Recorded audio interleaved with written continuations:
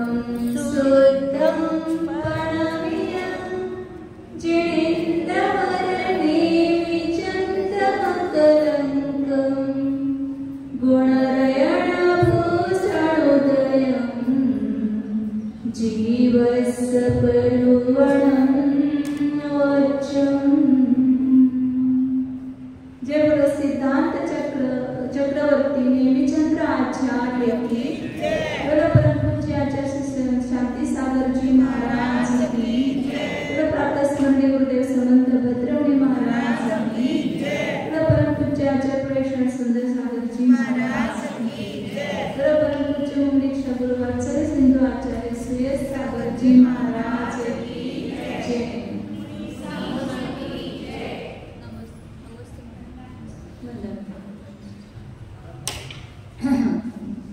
जीवकांड आहे त्यातला ज्ञान मार्ग अधिकार चालू आहे। एकूण जीवकांडमध्ये किती अधिकार आहेत? 20 प्ररोपण, गुणस्थान, जीव समास, पर्याप्ती, प्राण, संज्ञा हे आपले झालेले 5। नंतर मार्गणा गती, इंद्रिय, काय, योग, वेद, कषाय, नंतर ज्ञान हा 12वा अधिकार आपला चालू आहे। त्यामध्ये ज्ञान मार्गणेमध्ये आपण मतिज्ञान आणि श्रुतज्ञान, श्रुतज्ञानाचे स्वरूप चालले आहे। श्रुतज्ञानाचे पहिल्यांदा किती भेद केले होते?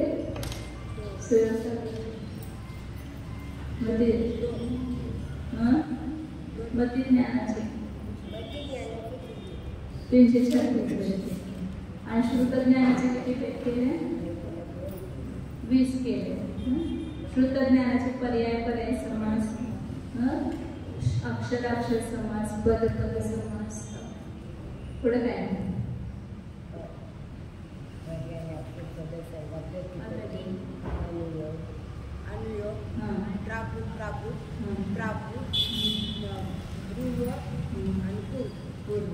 वस्तू आणि पूर्व हे 20 भेद केले।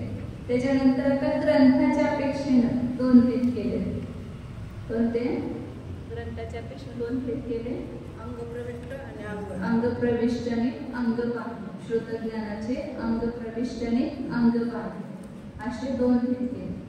त्या अंगप्रविष्टाचं वर्णन या ठिकाणी आचार्य करतायत की एकूण आपण अक्षर बघितले त्या अक्षरांची संख्या किती आहे? एकूण अक्षरांची संख्या 1 कमी 1 प्रमाण म्हणजे 18, 44, 67, 44, 73, 70, 73, 70, 95, 51, 615 एवढे अक्षरांची संख्या आहे। 1 कमी 1 त्या अक्षरांच्या संख्येमध्ये तेवढे जे अक्षर आहेत अपूर्णांक अक्षर म्हणजे 64 वर्णांचे संयोगी भंग केल्यानंतर एवढे होतात। हे आपण विस्ताराने बघितलं होतं कसे भंग होतात। 64 संयोगी भंगापर्यंत भंग समीकरण आहे आणि त्याची सगळ्यांची मिळून बेरीज एवढी झाली 1 कमी 1 प्रमाण। आता त्या अंग प्रविष्टामध्ये हे जे अक्षर आहेत ते अक्षर बसवायचे। मग त्या अंगांच्या पैकी आपण 357 गाथामध्ये 56 गाथा झालेली होती ना आपली। 356 नंबर गाथेमध्ये 6 अंगांची नावं सांगितली होती। 12 अंग आहेत एकूण, त्या 12 अंगापैकी 6 अंगांची नावं सांगितली। आचारांग, सूत्रकृतांग, स्थानांग, समवायांग, व्याख्या प्रज्ञप्ती आणि ज्ञान कर्मकथा। म्हणजे जे तीर्थंकरांची दिव्यध्वनी घेते ती दिव्यध्वनी कोण ग्रहण करण्यासाठी पात्र कोण आहे की जे असल्याशिवाय दिव्यध्वनी फिरत नाही तो कोण आहे? गंधर्व। इंद्रबुद्धी गौतम भगवान बाहेरच्या वेळेला बघितलं ना की इंद्र गंधर्व नव्हते म्हणून भगवंतांची वाणी 66 दिवसपर्यंत फिरली नाही। मग ती दिव्यध्वनी झेलण्याचं सामर्थ्य गंधर्वांच्या मध्ये आहे आणि ते गंधर्व त्या दिव्यध्वनीला ग्रहण करून त्याचं रूपांतर 12 अंगामध्ये करतात। त्या पूर्ण श्रुतज्ञानामध्ये त्याला निबद्ध करतात त्या दिव्यध्वनीला आणि त्या 12 अंगांची रचना गंधर्व करतात। मग ते 12 अंग जे आहेत त्या प्रत्येक एक अंगाचं वर्णन करण्यासाठी किती पद वापरले त्या पदांचे पण संकेत सांगणार आहे। पहिल्या 12 अंगाची नावं सांगते आणि त्या प्रत्येक अंगामध्ये किती पद आहेत हे सांगते आणि एकेका पदाचं मध्ये वर्ण किती आहे, एकेका पदामध्ये किती वर्ण आहेत 10 अंकी मोबाईल नंबर पाठ करायचा म्हणजे 1634 करोड 83,07,888 एवढ्या अक्षरांचं एक पद मध्यम पद म्हणतात आणि ह्या मध्यम पदाच्या द्वारे सगळी 12 अंगाची पद मोजलेली आहेत। मग एकेका अंगामध्ये किती पद आहेत ते सांगतात बघा। मग त्याला एका पदाच्या अक्षरानं गुणलं तर त्या अक्षरांची संख्या येणार। आपण आता 357 आता पाहू। तो वासय अध्ययने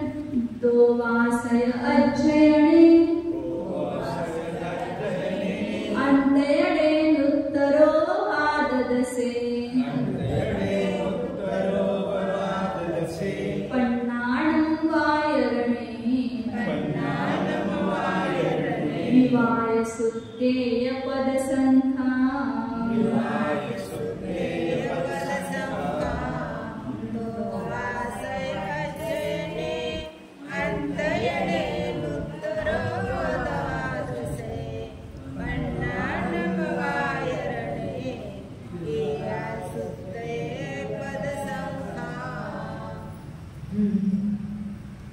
सांगांची नावं सांगितली होती मागच्या वेळेला। आता त्याच्या पुढच्या सांगांची नावं याच्यामध्ये सांगितलेली आहेत। पुढचं पहिलं कोणतं आहे आचारांग। त्याच्यामध्ये कशाचं वर्णन आहे सांगितलं होतं आचारांगामध्ये मुनींच्या आचरणाचं वर्णन आहे। मुनींनी कसं बोलायचं, कसं बसायचं, कसं उठायचं। बाकीचा मनुष्य कसा पण बसला कसा उठला तर त्याला कोणी काही म्हणणार नाही, परंतु मुनी कसं पण बोलायला लागले कसं पण चालायला लागले तर ते मुनी नाही। तर मुनींनी कसं आचरण करायचं त्याचं वर्णन पहिल्या आचारांमध्ये। सूत्रकृतांमध्ये काय सांगितलं, सूत्र म्हणजे स्वसमय परसमयाचं वर्णन। विनय ज्ञानाचा विनय आधी निर्विघ्न आदी क्रियांचं आणि स्वपरसमय म्हणजे आपल्या जे मताचं पण वर्णन आहे आणि इतर जे अन्य मतींचं जे मत आहे त्याचं पण वर्णन आहे त्याच्यामध्ये। तिसऱ्यामध्ये काय सांगितलं, स्थानांमध्ये 1 2 3 4 अशी स्थान जीवाचा 1 भेद, 2 भेद, 3 भेद अशी एक संख्या वाढवत जाते त्याला म्हणजे स्थान। चौथं काय सांगितलं, समवायांक सदृष्टेचं वर्णन, द्रव्य क्षेत्रकालाच्या सदृष्टेचं वर्णन आहे। नंतर व्याख्या प्रज्ञप्तीमध्ये गंधर्वांच्याकडून जे 60,000 प्रश्न विचारले गेले भगवंतांना त्याचं वर्णन आहे, नुसत्या प्रश्नांचं आणि त्या प्रश्नांची जी उत्तरं दिली त्याचं वर्णन ज्ञानप्रक्रमकथा या 6व्या अंगामध्ये आहे। आता त्याच्या पुढचं 7वं अंग सांगितलं उपासकाध्ययन वासय अध्ययने। उपासकाध्ययन उपासकचा अर्थ होतो श्रावक। श्रावक 2 आहेत ना धर्म, एक श्रावक धर्म आणि एक मुनी धर्म। वास्तविक धर्म एकच आहे, परंतु त्या धर्माचं पालन करणारे जे जीव आहेत जे परिपूर्ण पालन करतात तो मुनी धर्म झाला आणि जे परिपूर्ण पालन करू शकत नाही आंशिक रूपाने पालन करतात म्हणून त्यांना श्रावक धर्म। वास्तविक धर्म एकच आहे। तर त्यामध्ये पहिल्या आचरणामध्ये तर मुनींच्या आचरणाचं वर्णन केलं होतं। आता या उपासकाध्ययनामध्ये श्रावकांच्या सगळ्या क्रियांचं वर्णन त्याच्यामध्ये केलेलं आहे। श्रावकांचं आचरण कसं पाहिजे, काय पाहिजे, कोणते आवश्यक आहे त्यांची प्रतिमा वगैरे त्यांचे जे आहे त्या सगळ्याचं वर्णन या 7व्या अंगामध्ये उपासकाध्ययन। त्याच्यानंतर आहे अंतःकृत दश। अंतःकृत दश हे 8वा तर अंतःकृत कुणाला म्हणायचं की प्रत्येक तीर्थंकरांच्या काळामध्ये उपसर्ग सहन करून अंतर्मुहूर्तामध्येच जे मोक्षाला गेले असे 10 मुनी ते अंतःकृत दश म्हणतात त्यांना। त्याचं वर्णन त्यामध्ये आहे। प्रत्येक तीर्थंकरांच्या काळातले वेगवेगळे त्या वेळेला जे गंधर्व असतील ते त्या तीर्थंकरांच्या काळातल्या त्या 10 गंधर्वांचं ते आपली माहिती त्याच्यामध्ये असणार। महावीरांच्या काळात झालेले 10 वेगळे, बर्फनाथांच्या काळात झालेले, नेमिनाथांच्या काळात झाले। प्रत्येक तीर्थंकरांच्या काळामध्ये किती होतात 10 होतात आणि ते 10 अंतःकृत केवलींचं वर्णन ज्याच्यामध्ये म्हणजे उपसर्ग झाला, अंतर्मुहूर्तामध्ये केवळ ज्ञान झालं आणि लगेच मोक्ष आले की अंतर्मुहूर्तामध्ये. जसे उदाहरणार्थ पांडव आहेत, राजकुमार आहेत, तर त्यांना काय झालं त्या ठिकाणी लगेच अंतर्मुहूर्तामध्ये घेऊन केवळ ज्ञानाची प्राप्ती झाली आणि मोक्षाची प्राप्ती झाली. तर त्यांना म्हणायचं अंतःकृत. त्याचं वर्णन ज्याच्यामध्ये आहे ते अंतःकृत दशक असं म्हणतात. 8वं सांगितलं. नंतर 9वं अंग कोणतं आहे? अणुत्तरोपादित दशक. अणुत्तर कुठे शब्द येतोय?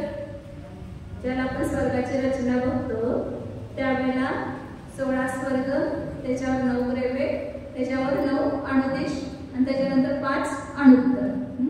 विजय, वैजयंत, जयंत, अपराजित आणि सर्वार्थ सिद्धी हे 5 अणुत्तर विमान आहेत.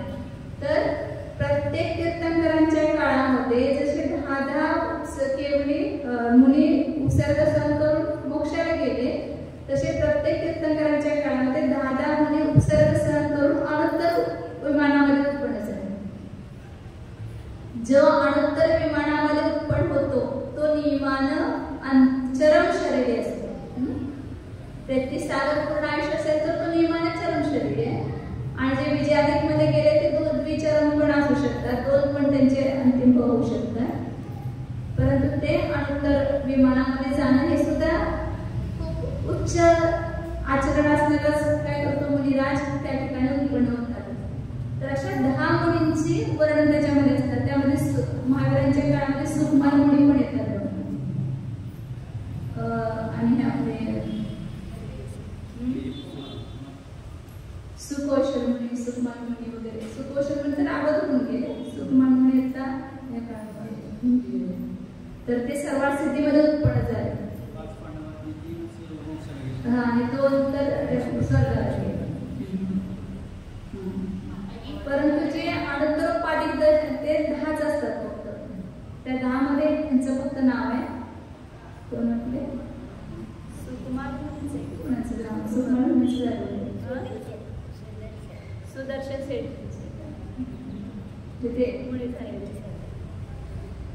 तर अशा अणुत्तरोपादित दशक म्हणजे जे अणुत्तरामध्ये उत्पन्न झाले त्याला म्हणायचं अणुत्तरोपादित. ते पण 10च होतं. त्या मुनिराजांच्या सगळ्या चारित्र्याचं वर्णन, त्यांची कथा ज्याच्यामध्ये केलेली आहे, वर्णन केलेलं आहे, ते अणुत्तरोपादित दशक 9वं अंग आहे. नंतर 10वं अंग आहे प्रश्न व्याकरण. प्रश्नांचं व्याकरण.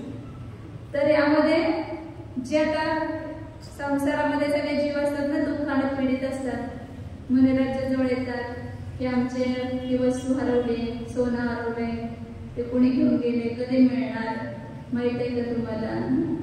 सगळे संसारातले व्यथा घेऊन येतात, लाभ आणि आमचं पुढे कसं होणार, मुलगा होणार की नाही, हे सगळे विचारतात प्रश्न. तर त्या प्रश्नांचं विचारानंतर त्याच्यावर ज्या विद्या वगैरे आहेत ते ज्यांना प्राप्त झालेले आहे, तर ते प्रश्न व्याकरणमध्ये ह्या सगळ्याचं वर्णन आहे. लाभ, अलाभ, सुख, दुःख इत्यादीचं वर्णन. नंतर 4 प्रकारच्या कथाच आहे. आक्षेपणी, विक्षेपणी, संजीवनी अशा प्रकारच्या 4 प्रकारच्या कथा आहेत. त्या सगळ्याचं वर्णन त्या प्रश्न व्याकरण नावाच्या 10व्या अंगामध्ये. म्हणजे सगळे जे काही मंत्र, तंत्र वगैरे आहेत ना ते सगळे 10व्या अंगामध्ये आहे. ते मंत्र तर खोटायचं नाहीये, परंतु त्याचा उपयोग मुनिराज आपल्यासाठी करत नाही. शिकतात सगळं, त्यांना सगळं येत असते, परंतु त्यांना प्रयोजन त्याचं असत नाही त्या विद्येचं. म्हणून 10व्या अंगाचे 2 भेद केले, भिन्न दशपूर्वी आणि अभित दशपूर्वी. मग ते भिन्न दशपूर्वी कुणाला म्हणायचं की जे मुनिराज ह्या 10व्या अंगामध्ये पर्यंत शिकतात आणि 10व्या अंगामध्ये आले की सगळं मंत्र, तंत्र, चमत्कार सगळं बघून ते काय व्हायला लागतं, तिथं त्या विद्येचा उपयोग करून घेण्यासाठी ते आपल्या संयमापासून विचलित होतात. त्यावेळेला मग ते काय होतात, पुढचं ज्ञान त्यांना होत नाही, त्यांना भिन्न दशपूर्वी म्हणतात. आणि जे ते 10वं अंग शिकल्यानंतर सुद्धा त्या विद्येच्या वगैरे त्याच्यामध्ये हे होत नाहीत, आसक्त होत नाही, त्याच्याद्वारे आपल्या संयमापासून च्युत होत नाही आणि त्याचं काही त्यांना कौतुक वाटत नाही त्या विद्येचं, तर ते अभिन्न दशपूर्वी म्हणजे आपल्या संयमामध्ये दृढ राहतात आणि त्या विद्येचा उपयोग करत नाही स्वतःसाठी पण कशासाठी, तर ते अभिन्न दशपूर्वी असे म्हटले जातात. म्हणून या 10व्या अंगामध्ये सगळं मंत्र तंत्र विद्यानुवाद सगळं त्याच्यामध्ये आहे. तो मध्ये आलं तर विद्यानुवाद ग्रंथामध्ये असं लिहिलंय तसं लिहिलंय तसं लिहिलंय सगळ्या प्रकारचे त्याच्यामध्ये विद्या आहेत. परंतु ते फक्त शिकतात मुलीला त्याचा उपयोग करत नाही. नंतर 11व्या अंगाचं नाव काय आहे? विपाक सूत्र. त्या शब्दावरूनच आपल्या लक्षात येते थोडं थोडं. विपाक म्हणजे फळ, कर्माचं फळ. त्या कर्माच्या फळाचं वर्णन त्याच्यामध्ये आहे. द्रव्य क्षेत्र काल भावाच्या आश्रयानं कर्माच्या फळामध्ये फरक पडतोय. आता तुम्ही इथे बसला, जर तुम्हाला पाप कर्माचा उदय आला तर तो काय होणार? त्या क्षेत्राच्या निमित्तानं बदलणार. तो पापाचं पुण्यामध्ये पण रूपांतर होत आहे. त्याच्या फळाचा जो अनुभव जास्त असतो तो कमी पण अनुभव उद्या येतो. ह्याच वेळेला तुम्ही दुसरीकडे असता समजा तर त्या क्षेत्राच्या निमित्तानं तुमच्या तीव्र पाप कर्माचा उदय आला असता. परंतु ते सिद्धेल बसलं तर तुम्हाला काय तर मुंगी चावली समजा इतर ते पाप कर्माचा उदय झालाय ना. डास चावला, मुंगी चावली, आणखी काय तर झालं तर ते एवढं तीव्र पाप येणार होतं बाहेर उदयाला. या क्षेत्रामध्ये तुम्ही आल्यामुळे काय झालं? त्या पापामध्ये पुण्यामध्ये रूपांतर झाले तर ते पापाचं हे कमी झालं, अनुभव कमी झाला, फळ कमी देतं ते. म्हणून सारखं सांगितलं की चांगल्या क्षेत्राचा आश्रय घ्यायचा, चांगल्या काळाचा आश्रय घ्यायचा. समजा पर्व काळ वगैरे आले, पर्युषण पर्व, अष्टमिका पर्व, तर त्याचा लाभ घ्यायचा. महावीर जयंती कुठला पण काळ त्या ठिकाणी त्या काळामध्ये आपले परिणाम काय होतात? विशुद्ध होतात. द्रव्य क्षेत्र काल भावाच्या आश्रयाच्या निमित्तानं कर्माच्या फळामध्ये सुद्धा फरक पडतो. म्हणून तिथं त्याचं वर्णन कशामध्ये केलेलं आहे? 11व्या अंगामध्ये विपाक सूत्रामध्ये द्रव्य क्षेत्र काल भावाच्या आश्रयाने कर्माच्या फळामध्ये कसा फरक पडतो ते सगळ्याचं वर्णन केलेलं आहे. नंतर 12वा अंग आहे कोणतं? दृष्टिवाद अंग. त्या दृष्टिवाद अंगाचं पुन्हा पुढे विस्ताराने वर्णन करणार आहे. दृष्टिवाद म्हणजे ह्याच्यामध्ये सुद्धा सगळे जे 363 विद्यामत आहेत, असं काय वाटतं? 363 विद्यामत आहेत त्या सगळ्याचं वर्णन या 12व्या अंगामध्ये केलेलं आहे. आणखी त्या 12 अंगाचे भेद आहेत आणि त्याचं वर्णन पुढे सांगणार आहे. आता एवढ्याच 12 अंगाच्या किती पद आहेत? किती एकेका अंगामध्ये एका अंगामध्ये किती पद आहेत, किती पदामध्ये त्याची रचना झालेली ते 2 गाथांमध्ये सांगतात. 12 अंगाची नावं सांगितले त्याच ओळीनं ही पद लावायचे सगळे. 2 गाथा म्हणणार आपण एकदम. 358 आणि 359 नंबरची गाथा आहे. 1836 बादालम अडकडी अडबी 56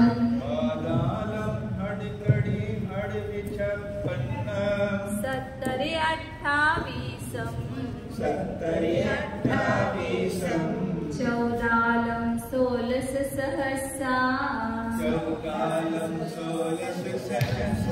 इदुग पंचयारम दिवी सरुति नूदि लख तुरियादि तुलसी दिलख मिया कोड़ीय विभाग सुत्तमी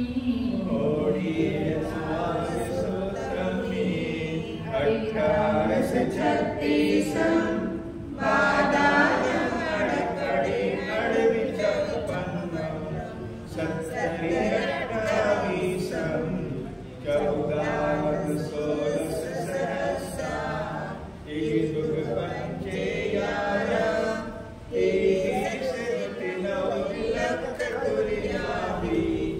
तुलसी दिलख मिया कोड़ीय विभाग सुत्तमी. आचार्यांनी लिहिलेले हे सूत्र ग्रंथ आहेत. या सूत्र ग्रंथामध्ये थोडक्यामध्ये जास्तीत जास्त विषयाचं वर्णन करणं त्याला म्हणतात सूत्र. रहस्यात्मक असतात. तर एवढ्या 2 गाथेमध्ये 12 अंगांची किती पद आहेत त्या सगळ्या 12च्या 12 अंगांची पदाची संख्या सांगून टाकली.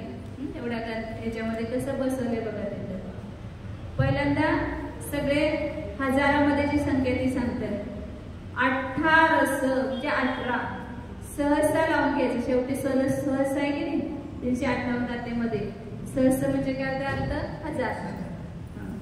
18,000 पद ओळीत लावायचे. 12 अंकाची नावं सांगितली ना. पहिला अंक कोणता आहे? आचार.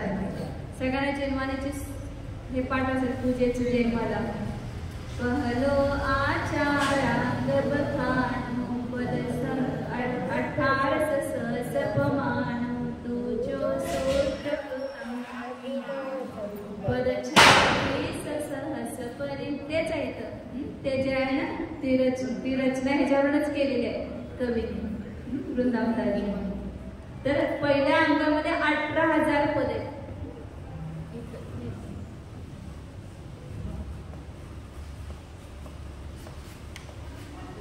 आता हे 18,000 पद म्हणजे छोट नाहीये. एका पदामध्ये किती अक्षर सांगितली? 1634 करोड 83 लाख 7,888 एवढ्या अक्षरांचं एक पद. आणि अशी 18,000 पद म्हणजे त्या 18,000 पदाला 1634 करोड 83 लाख 7,888 न गुणला पण की तेवढ्या अक्षरांची संख्या आहे. आणि ही पण अपुनरुक्त अक्षर. जे पहिला एक अक्षर आलं ते परत येणार. परत आलं तर ते धरायचं नाही. आता ग एकदा वापरलं तर ते ग एकदाच वापरायचं म्हणजे एकदाच मोजायचं. दुसऱ्यांदा 10 वेळा ग येईल ते मोजायचं नाही. म एकदा आलं ते म एकदाच मोजायचं. अनेक वेळा मोजायचं नाही. अशी संयोगी अक्षर सगळी म्हणून अपुनरुक्त अक्षर आहे. तेवढ्या अक्षरांच्या मध्ये ह्या आचारांची रचना. एवढं मोठं एक पद म्हणजे किती मोठं असेल पद त्याच्या. आणि हे सगळ्यात कमी छोट आहे. पुन्हा दुसरा आहे सूत्र कृतांक. त्याच्यामध्ये 36 अंक. किती हजार आहे? 36,000 पद आहे. तिसऱ्या स्थानांकामध्ये सांगितलं बादाल म्हणजे 42. बादाचा अर्थ दाल आलं ना ते 40 घ्यायचं. बादाल ते दाल 40. तर ते 45,000 पद. आणि हे पण एक एक पद तेवढं मोठं घ्यायचं. त्याच्यानंतर सांगितलं अडकधी म्हणजे कसं कसं बसवण्यासाठी गातेमध्ये वेगवेगळ्याचा प्रयोग करतात. तिथं 64 सांगितलं नाही सरळ. अडकधी म्हणजे 8चा वर्ग. कधी म्हणजे वर्ग. 8ची कृती. 8चा वर्ग किती आहे? 8 × 8 64. तर 64,000. परंतु इथं आता एका पाठीमाग लाखाची संख्या येणार आहे. चौथ्या अंगापासून पहिले 3 अंक जे आहेत ना 18, 36 आणि 42 तेवढे हजारामध्येच आहे.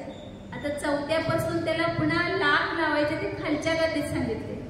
सगळ्या अंकांची हजारामध्ये संख्या आहे ती तर ह्या गातेत सांगून टाकते. पहिल्यांदा 64,000 मग ते सांगायला लागेल. गातेप्रमाणे सांगते मी. गातेमध्ये पहिले 1000 सांगितले. किती हजार आहे तिथं काय झालं? 64,000. मग सांगितलं अड बी 56. अड 28,000. अड म्हणजे 8 बी म्हणजे 2. 8 आणि 2 म्हणजे 28,000. त्याच्यानंतर सांगितलं 56,000.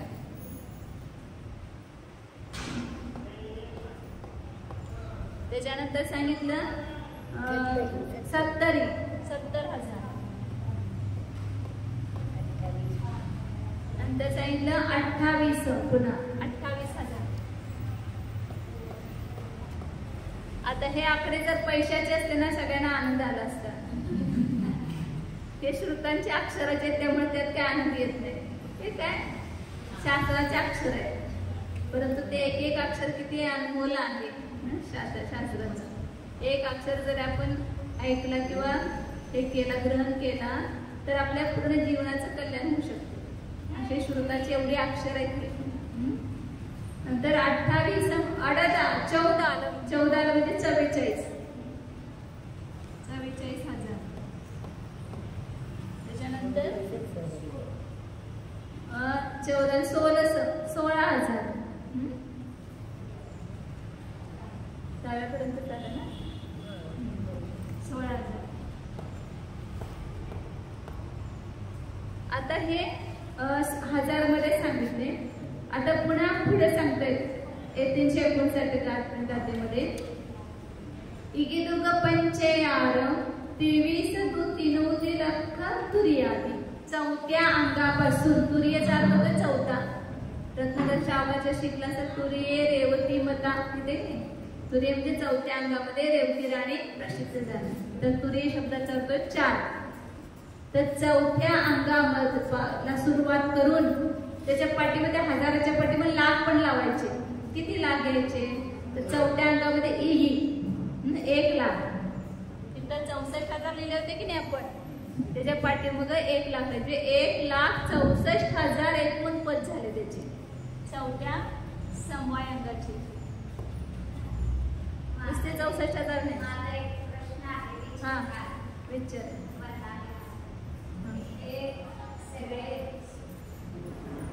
असं असं विचार. हे सगळ्याचे परिपाठी इंद्र असतात. इंद्राला पण असते नाही, मुनींना पण असते चतुर्थ काळ. मग एवढं सगळे त्यांचं कंठस्थ पाठ असतं. आता मी मनुष्य बाबा मला यातलं काहीच ज्ञान नाही, तरी पण मला किती गर्व थोडंसं काही शिकले तर. आणि शिवाय माझ्या असलेल्या आत्म्याला हे सगळं ज्ञान आहे. परंतु ज्ञानावर कर्मामुळं सगळं झाकून गेलेलं आहे. मग मला ह्या सगळ्याची ज्ञानाची प्राप्ती होण्यासाठी किती उत्कंठता पाहिजे, परंतु ती आज मला होत नाहीये. आणि तिथं येणाऱ्यांना सगळं ज्ञान आहे, परंतु त्यांना त्याचं महत्व नाही. म्हणजे किती असं थोडंसं असं वाटायला लागलंय की एवढे सगळे शास्त्र, एवढं सगळं चिंतन मी कधी केलं असेल का, मी कधी अभ्यास केला असेल का, मला या ज्ञानाची कधी प्राप्ती होईल. किती श्लोक आहेत पण मला तर काहीच येत नाही. थोडंसं नुसतं एक स्तोत्र. आता आपण असं समजायचं. प्रश्न झाला का तुमचा?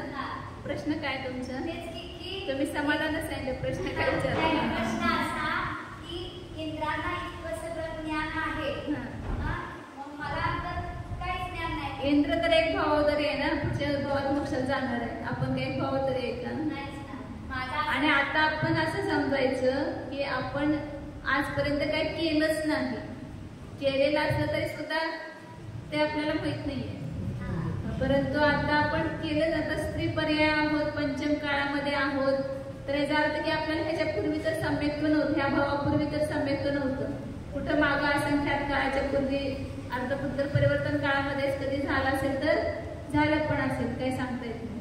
परंतु आता नाही असं समजून आपण पुरुषार्थ करायचा की आता हे मला मिळवायचं आहे, हे सम्यक ज्ञान मला होऊ शकतंय.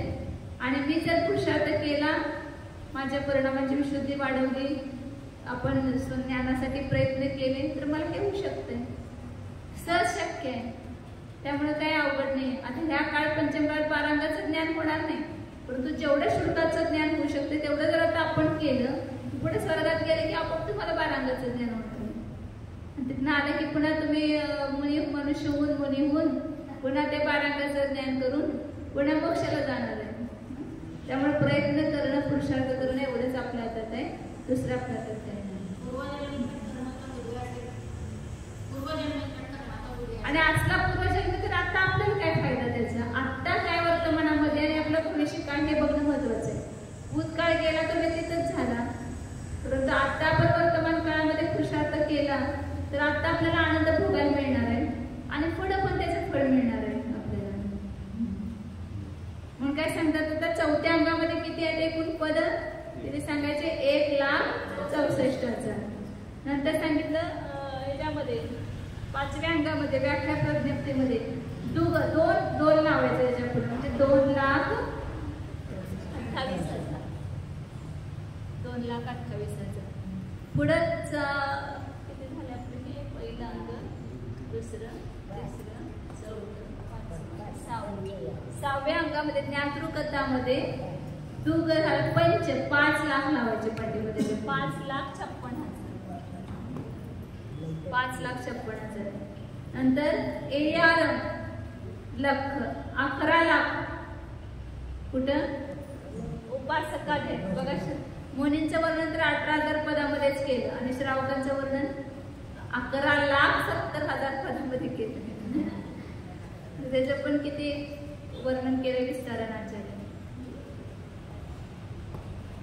तर मुलींच्या मध्ये जास्त प्रकार नाहीत, परंतु श्रावकांच्या मध्ये 11 प्रतिमा, पुन्हा वाक्य भेद वगैरे त्याचे जास्त आहेत. तर 11,70,000 पदामध्ये उपासकाद्यांचं वर्णन केलेलं आहे. त्यानंतर 23 लाख 28,000 अंतकृत दश, त्या 10 मुलींचं सुद्धा एवढं काय वर्णन केलं असेल बघा. 23,28,000 पद आहेत. त्यांचे सगळं पूर्वभव पुढचे भव सगळे सांगितले. त्याच्यानंतर 23 लाख झालं. दोन नवदी आणि 3 अवधी असं ओळीनं करायचं. 3 अवधी असते की नाही, ते नवदी शब्द दोन्हीला लावायचा. 2 अवधी म्हणजे 92, 2 आणि 90, आणि 3 अवधी म्हणजे 93, 3 आणि 90, 92 लाख आणि 93 लाख. 92,44,000 अनुत्तरोपादित दशांगाचे पद आहेत. आणि प्रश्न व्याकरणचे 93,16,000 पद आहेत. अशा प्रकारे चुलसी लखमेया 84 लाख 1 कोटी 1 कोटी 84 लाख पद कशाचे? विभाग सूत्र, विपाक सूत्रामध्ये. विपाक सूत्र 1 कोटी 84 लाख आहेत. 1 2 3 4 5 आणि 84 लाख आणि 1 कोटी. 1 कोटीला हे करावं लागेल, 0 करावं नाही. 1 कोटी के बाद 10 कोटी झाले. 1 84 5 शून्य ना. 1 कोटी 84 लाख एवढे विपाक सूत्र म्हणजे 11व्या सूत्रा अंगामध्ये एवढे पद आहेत. आता त्यानंतर हे जर सांगतात 12 अंग, त्या 12 अंगाचे भेद आणि त्याचे पदांची संख्या सांगतात.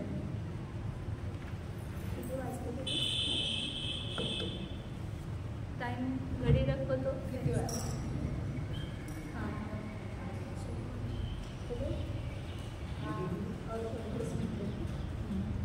अजून एक 10 मिनिटं घेऊ. आता 360 नंबरची गाथा आहे.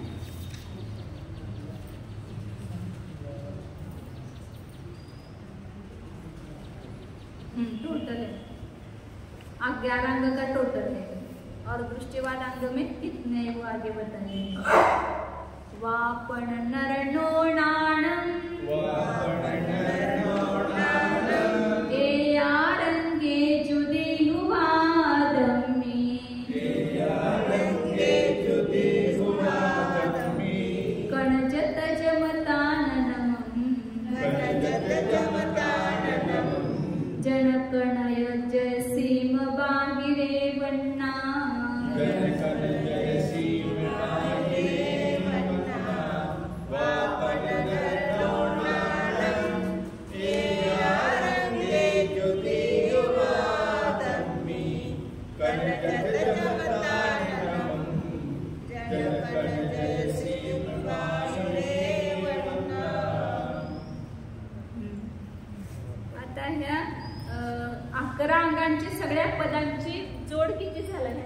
बेरीज किती झाली ते सांगतात.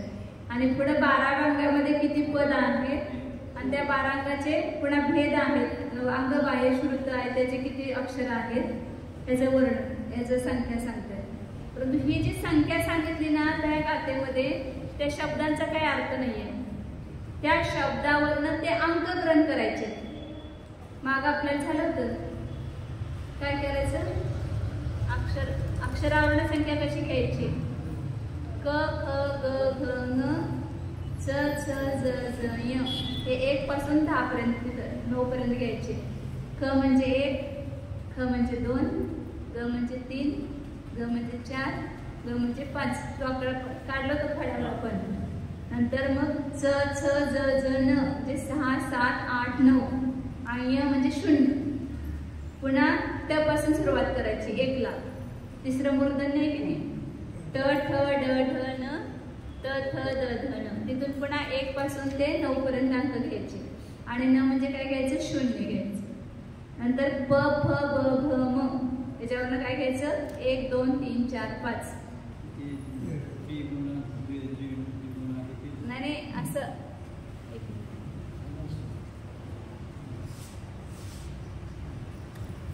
पुसायला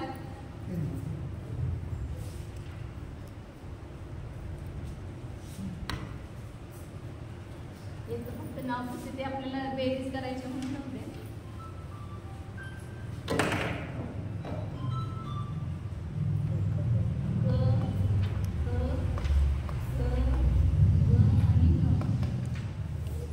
याच्यावरनं काय समजायचं क म्हणजे 1 क म्हणजे 2 ग म्हणजे 3 ग म्हणजे 4 ग म्हणजे 5 नंतर च स ज स आणि य याच्यावरनं काय घ्यायचं 6 7 8 9 आणि 0 य म्हणजे 0. म्हणजे हे अक्षर आलं तर त्याच्यावर तो अंक ग्रहण करायचा. क आलं तर त्याला 1 म्हणायचं, ग आलं तर 3 म्हणायचं, ज आलं तर 9 म्हणायचं. असं याच्यावरनं अक्षरावरनं ती संख्या घ्यायची. नंतर ट ठ ड ढ न त थ द ध न याला पुन्हा 1 ते 9 घ्यायचे. प फ ब म वरनं 5 घ्यायचे. ड थ ड ध आणि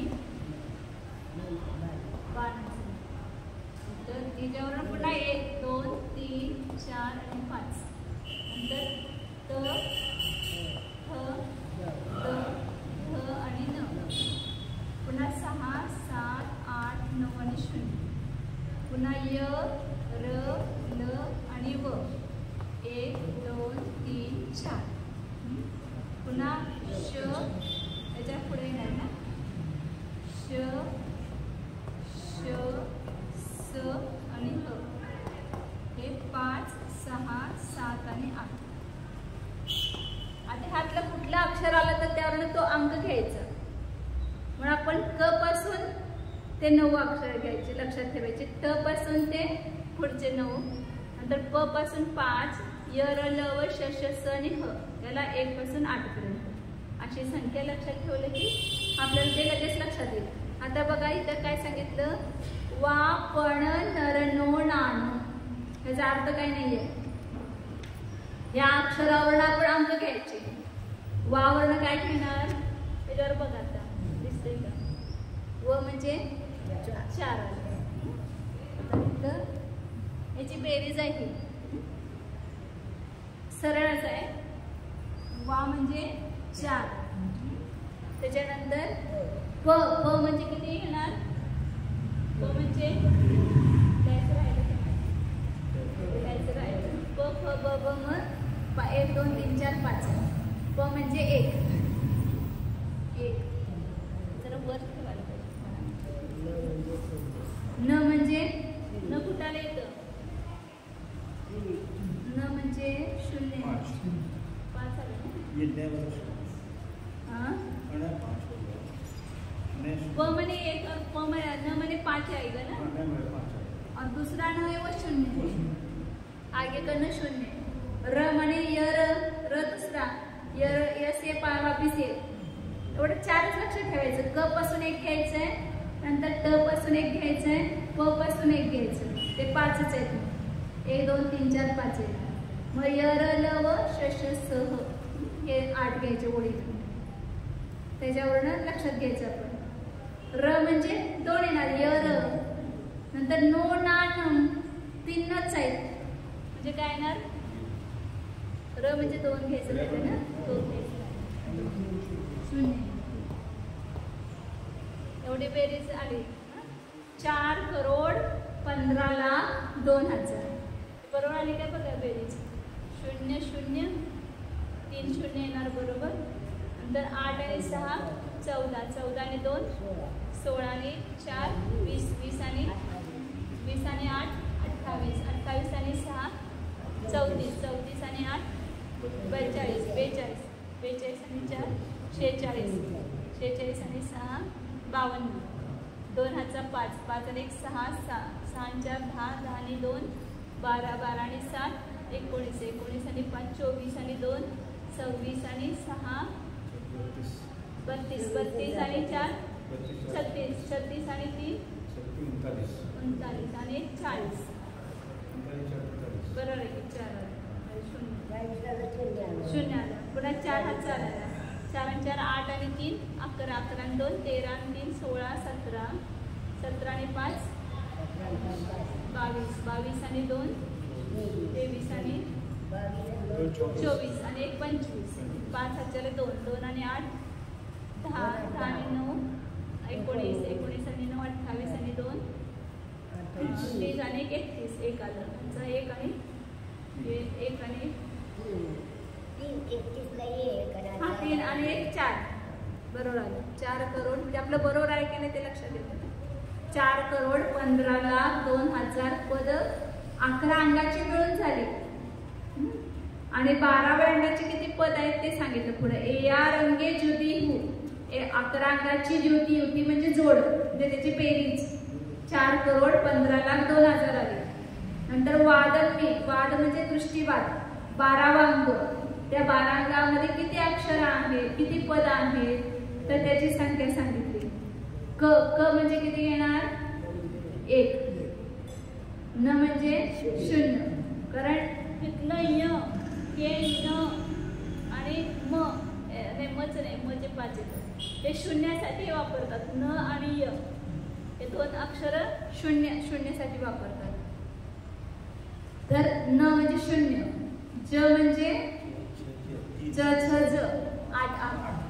क से ना ज म्हणजे 8 त म्हणजे 6 ट ठ ड ड न नंतर ज म्हणजे पुन्हा 8 नंतर म आहे ना म म्हणजे 5 त म्हणजे 6 न म्हणजे 0 न म्हणजे 0 आणि म म्हणजे 5 म्हणजे 1,68,68,56,005 एका दृष्टीवाद अंगाचे 12 अंक किती मोठा आहे बघा. 11 अंगाचा सगळ्याचा जोड किती झाला 4,15,00,000 आणि एका दृष्टीवाद अंगामध्ये किती पद आहे 108 करोड.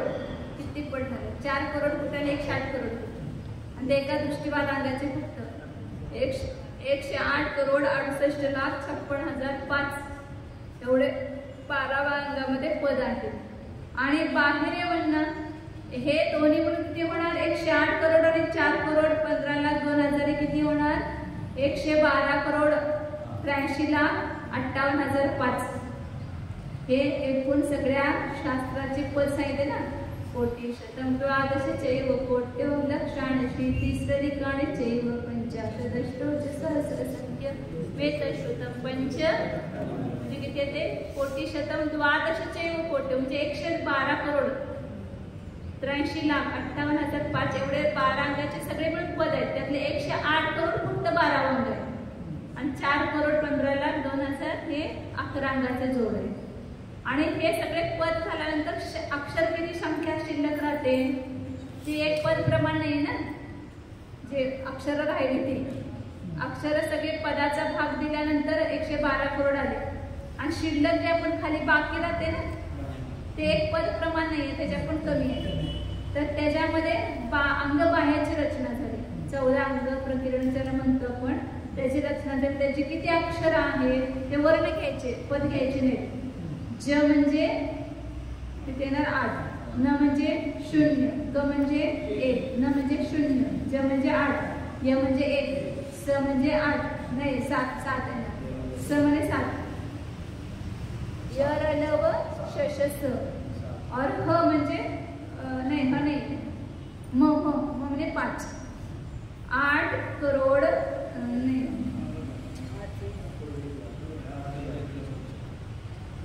1,08,175 8 करोड 1,08,175 80 10 81 75 सांगितलं ना. तर एवढे पद नाहीत फक्त ते पद नाही जे 1634 करोड अक्षरांचं एक पद आहे आणि हे तर फक्त 8 करोड 1,08,175 त्यामुळे आधापेक्षा कमी. म्हणून ह्या अंगबाह्यांची रचना तेवढ्या वर्णांच्या द्वारेच झाली.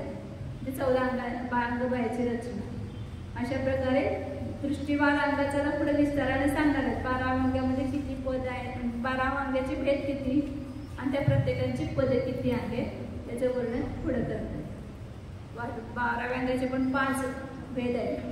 त्या 5 भेदांचं वर्णन विस्ताराने करतात. ओम डोळे झाका जाणार. हा मी शुद्ध चैतन्यमय जीवच आहे. हा मी अनादि अनंत एक अखंड जीव आहे. या माझ्या संपूर्ण प्रदेशामध्ये ज्ञान भरलेले आहे. ज्ञान हा माझा सहज स्वभाव आहे. ज्ञान ही अवघड गोष्ट नाही, सोपी नाही, कारण तो माझा स्वभाव आहे. जाणणे अवघड नसते, जाणणे सोपे असते आणि त्या ज्ञानाबरोबर आनंद आहे. अज्ञान व आनंद माझा स्वभावच आहे. स्वतःला पहा, ज्ञान व आनंदमय. आपला जीव ज्ञानानेच भरलेला आहे. ज्ञानाचीच रचना आहे, ज्ञानमयच आहे. या शरीरामध्ये असणाऱ्या या ज्ञानमूर्तीचे दर्शन करा. शरीराच्या आकाराचीच यामध्ये अमूर्तिक ज्ञानाची मूर्ती आहे आणि हेच माझे स्वरूप आहे. हाच मी आहे. हे शरीर मी नाही. या शरीरामध्ये लपलेला जो हा ज्ञान भास्कर आहे तो मी आहे. शुद्ध चैतन्य सत्ता स्वरूप ज्ञानानंद स्वरूप एकत्व विभक्त स्वरूप शुद्ध एको ध्रुव